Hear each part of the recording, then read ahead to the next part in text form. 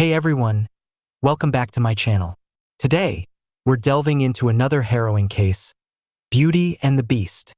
This is a story about another mysterious crime against a young woman that shook Orange Beach, Alabama, USA, on May 19, 2016. The police chief delivered the long-awaited news to Gary Bardwell, the father of the missing Jessie. "I'm sorry, sir. Today will be a difficult day for your family. Unfortunately, we do not expect to find your daughter alive, but we know where she might be." A team of detectives, accompanied by FBI agents, set out for a remote ranch in Farmersville, North Texas. The group arrived in the evening and immediately began searching the wooded area. Law enforcement officers stumbled upon a piece of metal covering something, accompanied by an unbearable smell of decay nearby.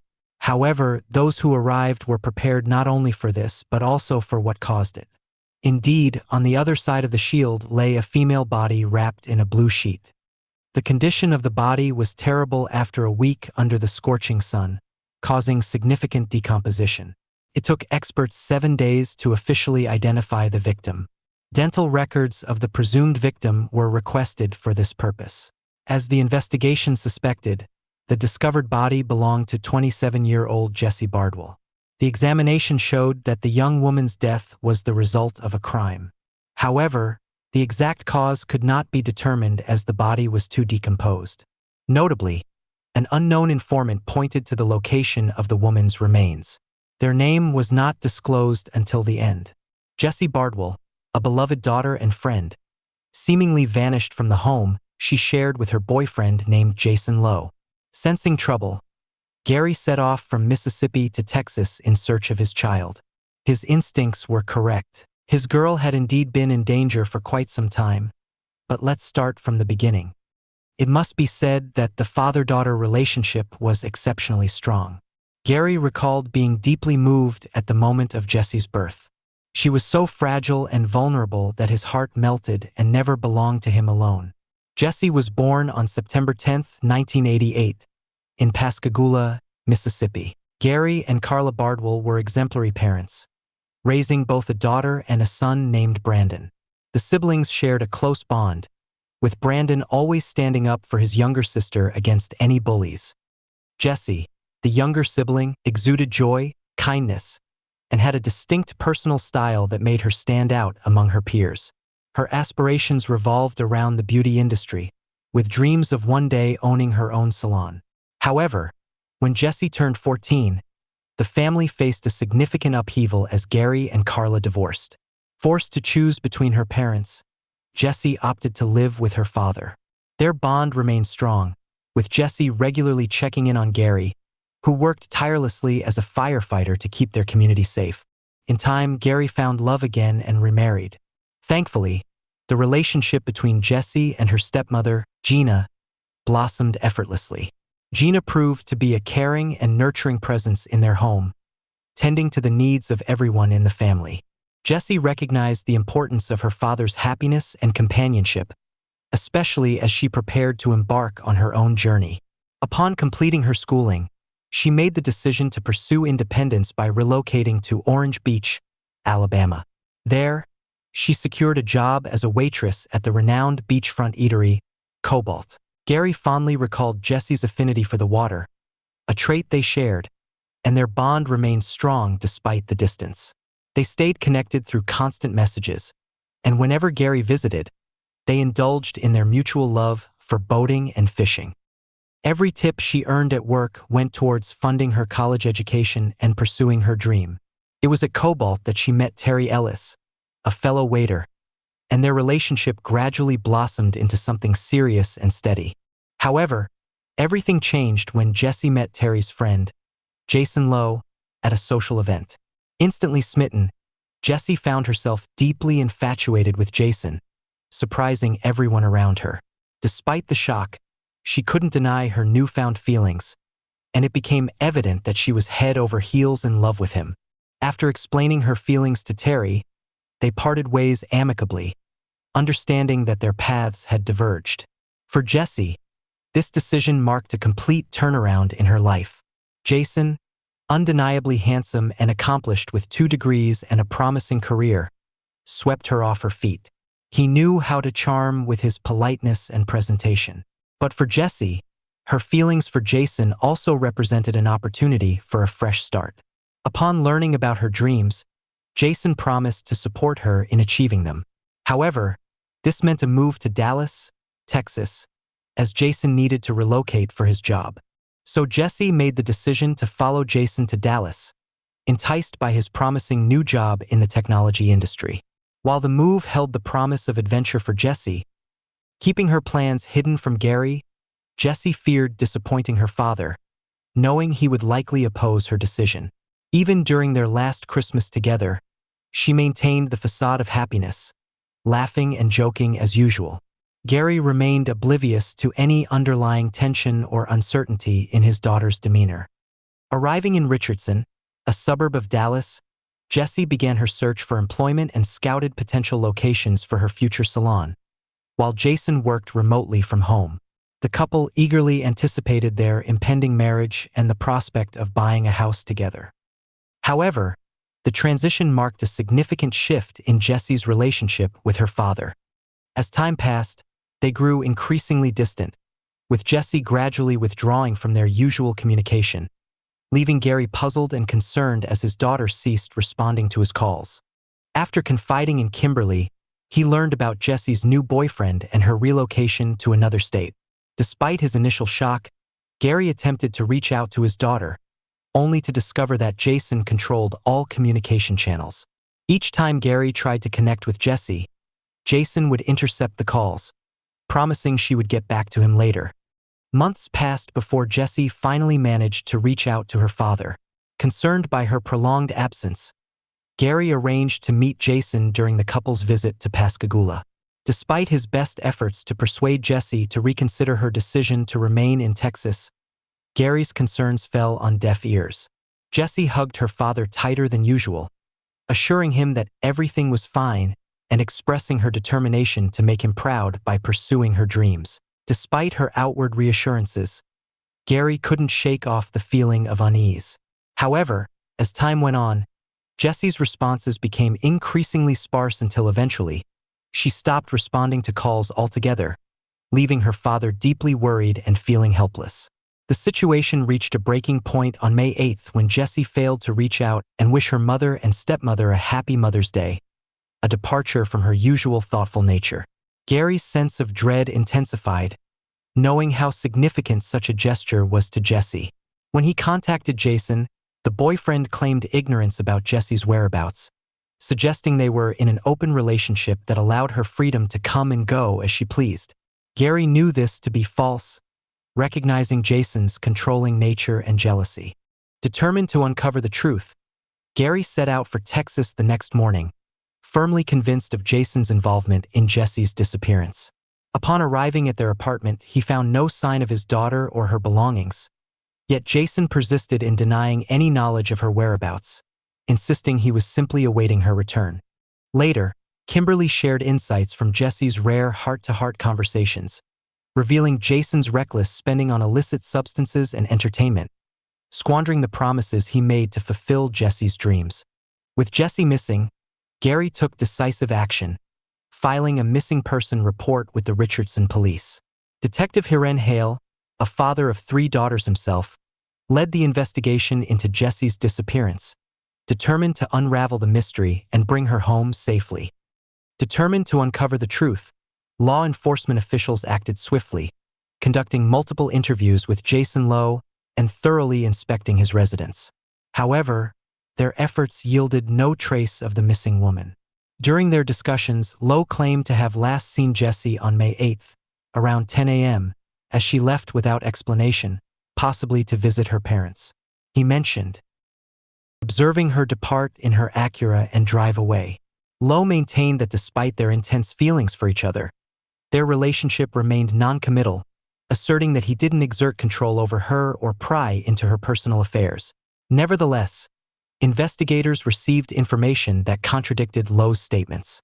It was discovered that Jessie had sold her car 3 weeks prior, a fact that Lowe surely knew since he was present at the time of the sale. This revelation raised suspicion among the investigators, prompting them to interrogate Lowe once more. On May 12th, during a subsequent search of Lowe's home, police discovered a strip of powder on a plate in the kitchen, which upon analysis was confirmed to be cocaine. The focus of the investigation then shifted to Lowe's garage and the vehicle stored inside. Initially resistant to allowing a search, citing shared ownership of the garage and the need for others' permission, Lowe eventually relented. Upon entering the garage, officers were immediately struck by a distinctive odor suggestive of foul play. Lowe's Audi appeared muddy and its bumper detached, raising suspicions that Jessie Bardwell may have been inside the vehicle.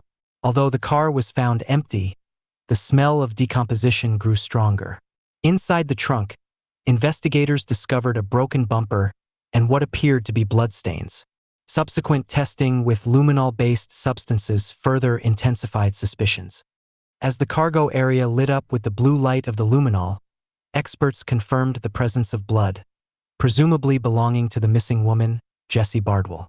Jason Lowe attempted to explain away the evidence, claiming he got stuck in mud while searching for his girlfriend. Despite his explanations, he remained steadfast in his denial of knowing Jessie's whereabouts or the origins of the blood found in the car. The investigation took a grim turn when experts concluded that the amount of blood in the trunk indicated Jessie's likely demise. With mounting evidence and the suspect's lack of cooperation, the case was reclassified as a homicide to prevent Lowe from fleeing. He was detained on charges related to the narcotics found in his home. Despite the absence of Jessie's body, Lowe was eventually charged with homicide. The search for Jessie continued, proving to be a challenging and lengthy process due to the vastness of Texas, with its numerous rivers, lakes, fields, and forests where a body could easily be concealed. Meanwhile, Jessie's family, friends, and sympathetic acquaintances held a memorial service on the beach, overlooking the water she loved. They prayed for her safe return and justice for her suffering. Their prayers were tragically answered on May 19th when Jessica Bardwell's lifeless body was discovered. Though her loved ones had the opportunity to mourn her and bid her farewell, Gary couldn't shake the horror of reviewing his daughter's autopsy report. He was appalled to learn that her body, wrapped in a sheet and barely recognizable, had been callously discarded like trash. A year had elapsed, and Gary found himself confined in the McKinney jail in Texas, still reluctantly cooperating with the ongoing investigation into Jessie's case. Despite his initial reluctance, two crucial details regarding Jessie's disappearance were eventually revealed by him. Firstly, Gary claimed that what happened to Jessie was an accident, intending to disclose the specifics during the court proceedings in hopes of gaining the jury's understanding. This admission posed a significant challenge for the prosecution as they attempted to construct their case for the trial, much to the satisfaction of Andy Farkas, Lowe's attorney. Farkas capitalized on this development by orchestrating a mock trial, enlisting outsiders to serve as jurors. Based on the available evidence and Jason's confession, the mock trial concerning Jessica's case quickly unraveled, dealing a blow to the prosecution's efforts to secure a conviction. In a surprising turn of events, 15 pseudo-jurors decided to acquit Lowe, echoing the sentiment that a real court might also deliver a not guilty verdict upon learning the truth. However, a crucial breakthrough occurred when it was revealed that the anonymous tip about the victim's body location actually came from Jason himself. This revelation added another damning piece of evidence to the investigation. With this new information in hand, the prosecution offered Lowe a deal to reduce his sentence by half if he disclosed Jessie's location. After deliberation with his lawyer, Lowe agreed to the deal on the condition that the source of the information remained confidential until the trial. The motivation behind the deal was the law enforcement's desire to allow Jessie's family to say goodbye and bury her body with dignity.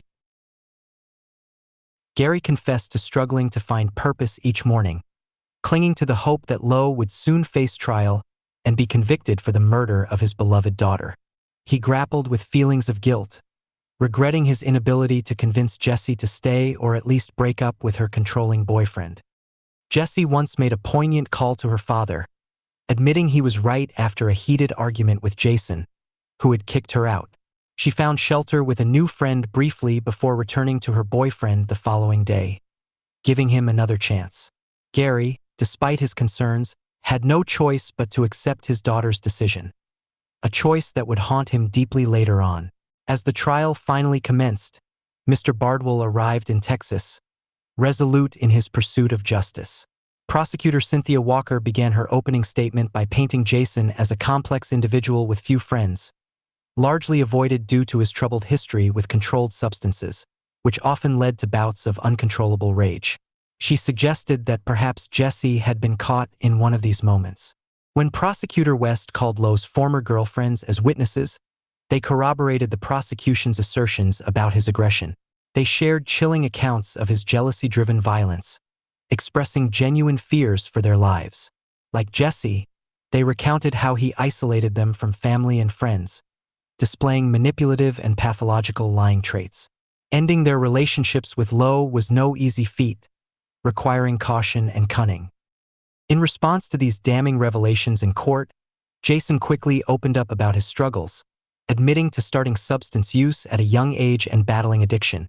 Despite his challenges, he emphasized his efforts to turn his life around, citing his attainment of multiple degrees and his employment at a renowned global company.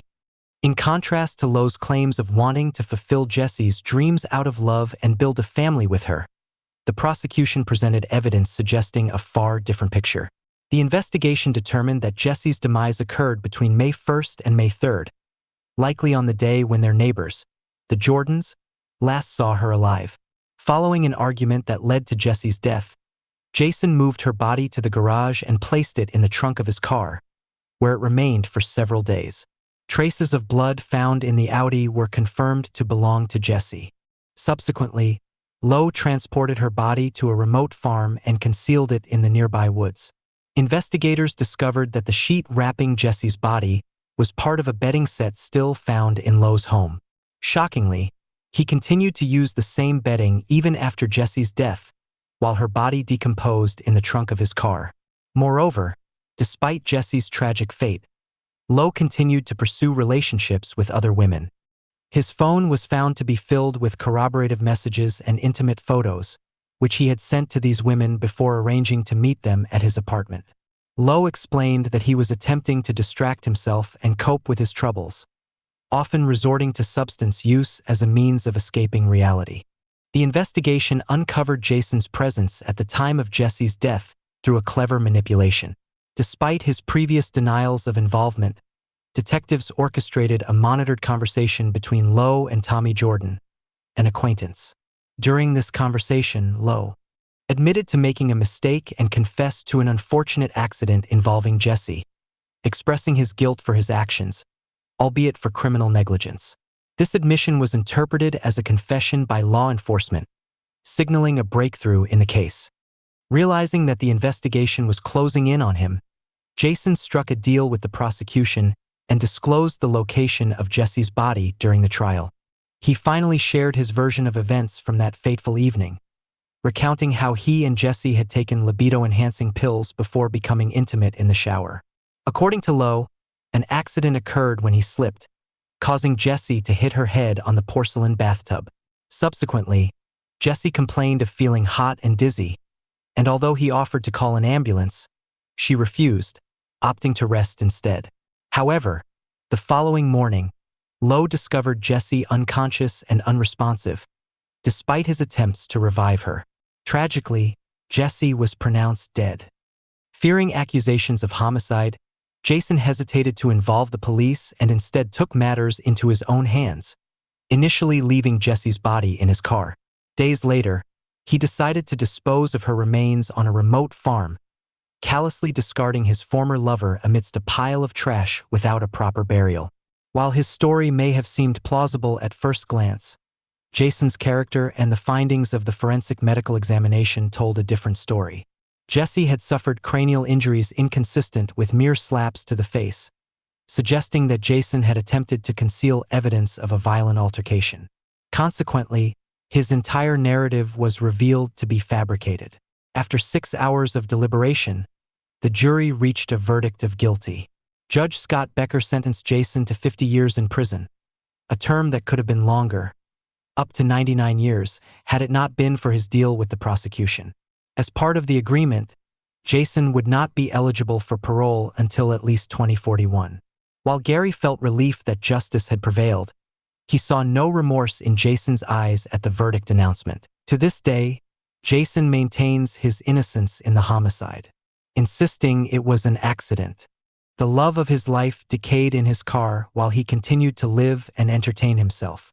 Tragically, Jessie Bardwell discovered the dark side of Jason too late. This story serves as a cautionary tale, reminding women to prioritize themselves, their safety, and their freedom above all else. Failing to do so can lead to tragic endings, not just for themselves, but for their entire families. Thanks for watching, everyone. Don't forget to subscribe to my channel for more shocking stories ahead.